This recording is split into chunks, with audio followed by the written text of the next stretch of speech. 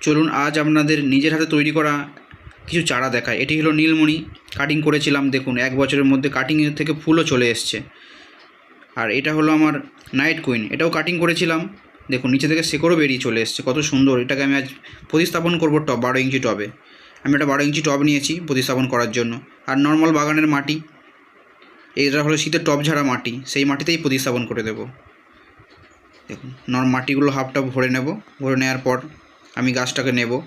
গাছটাকে আপনারা আস্তে করে নেবেন, নার্সারি থেকে যে কোনো গাছ নিয়ে আসবেন, আপনারা আস্তে করে প্যাকেটটা ছিঁড়বেন না, যেন রুট বলটা ভেঙে যায়। রুট বলটা ভেঙে গেলে গাছটা ঝিমিয়ে পড়বে, গাছটা মারাও যেতে পারে। এরকম আস্তে করে গাছ প্যাকেট থেকে আলাদা করে দেবেন গাছটা। দেখুন এবার হালকা করে ঠিক মাঝে বারবার বসিয়ে আপনারা তার সাইড থেকে মাটি দিয়ে দেবেন। আপনাদের আমি এই গাছটা প্রতিস্থাপন করলাম, প্রতিস্থাপন করার পরে কিছুদিন পরে যখন ফুল আসা শুরু করবে আমি দেখাবো। ফুল হবে নিশ্চয়ই, আমার গ্যারান্টি ফুল হবেই। আর